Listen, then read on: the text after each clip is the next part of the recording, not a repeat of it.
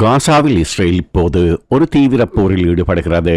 வடக்கு எல்லையில் ஹெஸ்பொல்லா இயக்கத்துடன் எந்த நிமிடமும் மற்றொரு போரில் இஸ்ரேல் ஈடுபடலாம் என்ற சூழ்நிலை காணப்படுகிறது. இஸ்ரேல் மீது தாக்குதல் நடத்தும் இயக்கங்களுக்கு ஆயுதங்களை கொடுத்து இஸ்ரேலை தாக்க உத்தரவும் கொடுக்கும் ஈரான் இஸ்ரேல் மீது நேரடி தாக்குதல் ஒன்றை நடத்தியது. அதற்கு இஸ்ரேல் ஈரானுக்குள்ளே பதிலடி கொடுத்து விட்டது என்ற போதிலும் ஈரானுடன் இஸ்ரேல் ஒரு போரில் இறங்க வாய்ப்பு இல்லை என்று ஒரே அடியாக ஒதுக்கிவிட முடியாது. இப்படி போர் மேகங்களால் சூழ்ந்துள்ள இஸ்ரேல் பொருத்தமான நேரத்தில் புதிய ஆயுதம் ஒன்றை முதல் தடவையாக வெளி உலகுக்கு அறிமுகம் செய்துள்ளது. இப்போது ஜெர்மனியின் பெர்லின் நகரில் நடைபெறும் ILA பெர்லின் ஏரோஸ்பேஸ் ஷோ விண்வெளி கண்காட்சியில் இஸ்ரேலின் புதிய ஆயுதம் அறிமுகப்படுத்தப்பட்டுள்ளது. ஆயுதத்தின் பெயர் ஏலோரா. ஏலோரா என்ற பெயரில் உள்ள லோரா என்பதன் விரிவாக்கம் லாங் ரேஞ்ச் ஆர்ட்லரி. இது விமானங்களிலிருந்து ஏவப்படும் பாலிஸ்டிக் ஏவுகணை. இஸ்ரேலிய ஆயுத தயாரிப்பு நிறுவனம் இஸ்ரேல் ஏரோஸ்பேஸ் இண்டஸ்ட்ரீஸ் IAI அதன் ஏலோரா விமான ஏவல் பதிப்பை அதிகாரப்பூர்வமாக வெளியிட்டது.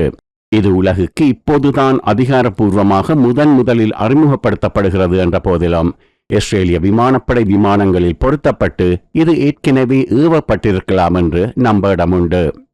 அதுவும் இஸ்ரேல் இப்போது ஒரு போர் சூழ்நிலையில் உள்ள நிலையில் புதிய ஏவுகணை ஒன்றை வைத்து செயற்கை அல்லது போலி இலக்கு ஒன்றின் மீது தாக்குதல் நடத்தி சோதனை செய்வதை விட எதிரியின் நிஜ இலக்கு ஒன்றின் மீது ஏவி சோதனை செய்யும் வாய்ப்பு கிடைத்தால் யாராவது விட்டுவிடுவார்களா? அமெரிக்காவும் ரஷ்யாவும் பல ஆயுதங்களை ஏவி சோதனை செய்தது சமீப காலங்களில் சிரியாவில் நடக்கும் நிஜமான போரில்தான்.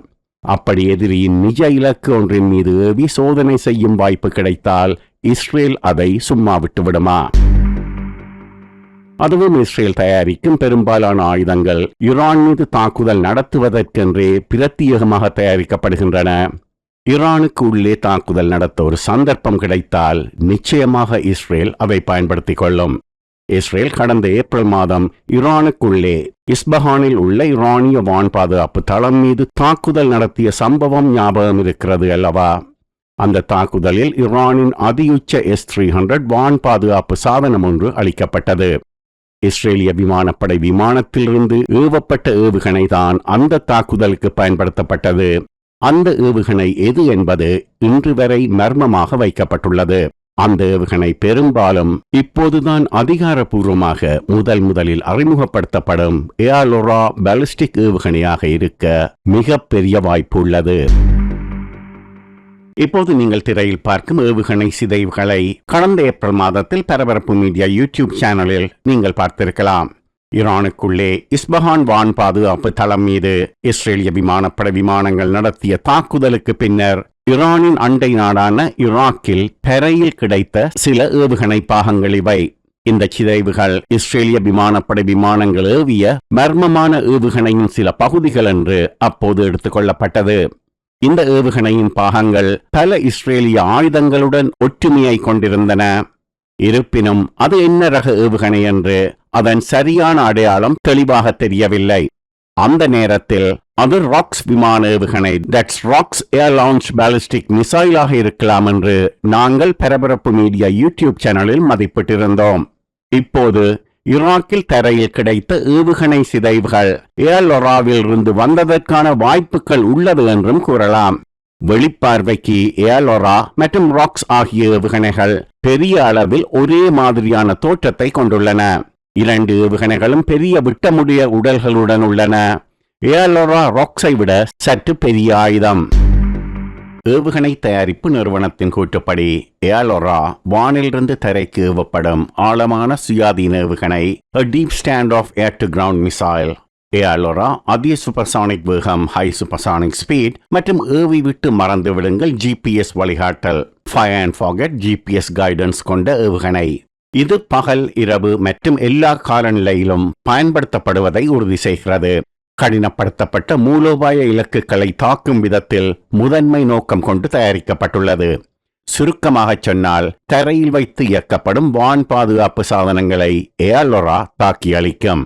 அதைத்தான் இஸ்ரேல் கடந்த ஏப்ரல் மாதம் ஈரானின் அதியுச்ச S-300 வான் பாதுகாப்பு சாதனம் ஒன்று இரவு நேரத்தில் அளிக்கப்பட்ட சம்பவம் மூலம் செய்தது.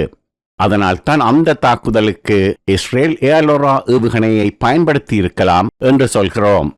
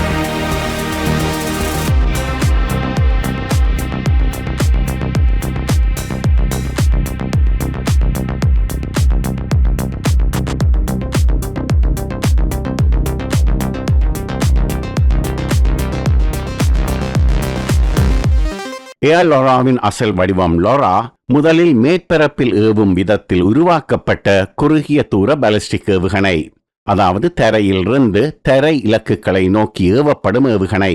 அசல் தரை ஏவுகணையுடன் ஒப்பிடும்போது வான் ஏவுகணை பதிப்பான ஏலோராவில் சில மாற்றங்கள் செய்யப்பட்டிருப்பதை IAI உறுதி செய்துள்ளது. ஏலோரா என்று அழைக்கப்படும் இந்த ஏவுகணை சில காலமாகவே இருப்பதாக வதந்திகளில் அடிபட்டது.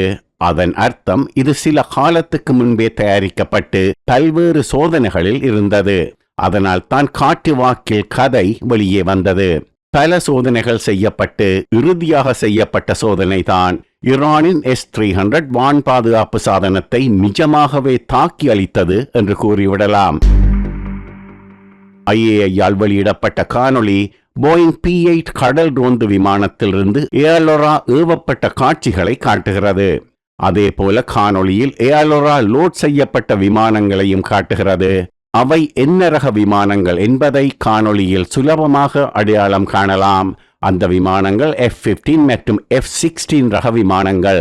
இந்த கிளாஸில் ஒரு ஏவுகணை தான் ஈரானிய தரை இலக்குகளை தாக்குவதற்கு இஸ்ரேலுக்கு தேவைப்பட்டது. அது இப்போது தயாரிக்கப்பட்டு அறிமுகம் செய்யப்பட்டுள்ளது ஏலோரா என்ற பெயருடன்.